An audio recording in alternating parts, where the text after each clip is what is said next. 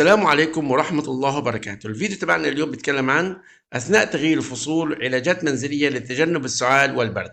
ولكن قبل ما ندخل في الموضوع أتمنى منكم عمل لايك وتعليق واشتراك في القناة ليصلكم كل جديد إن شاء الله.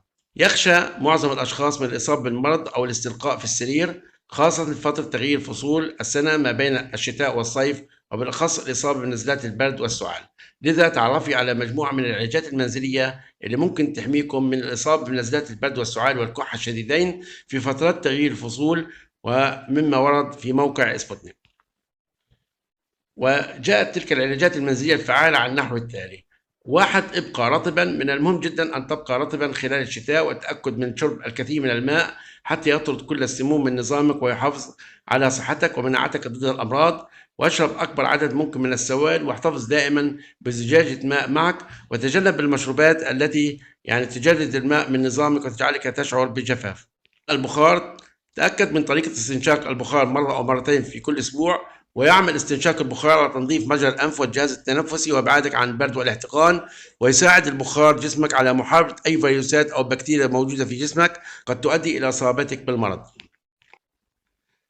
تناول الأطعمة التي لها خصائص طبية. العناية بنظامك الغذائي أمر مهم جدا للغاية، يحافظ تناول نظام غذائي متوازن على صحتك ونشاطك. هناك أطعمة معينة مثل الكركم والعسل لها خصائص طبية، ويمكن أن تمنع عنك الإصابة بالمرض. ويمكنك تناول الكركم مع الحليب الدافئ للحصول على أفضل النتائج. الكركم معالج طبيعي ولن يجعلك تمرض. ويمكن تناول العسل إما مباشر أو خلطه بالماء الدافئ للحصول على أفضل النتائج. أضف التوابل إلى طعامك، تقلل البهارات الالتهابات التي يسببها البرد والسعال. أضف التوابل مثل الكركم والزنجبيل والثوم والقرفة والقرنفل والفلفل إلى طعامك لتجنب أي نوع من أنواع البرد. 5. خذ قسطا من الراحة، لا ترهق جسمك لأنه قد يجعلك تمرض. ضع في اعتبارك أن الراحة مهمة لعيش حياة صحية. تأكد من حصولك على قسط كافي من النوم في الليل، والحفاظ على نشاطك أثناء النهار حتى لا تترك لديك فرصة للإصابة بالمرض على الإطلاق.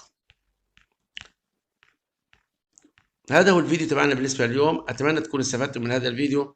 أتمنى عمل لايك وتعليق واشتراك في القناة ليصلكم كل جديد إن شاء الله. والسلام عليكم ورحمة الله وبركاته.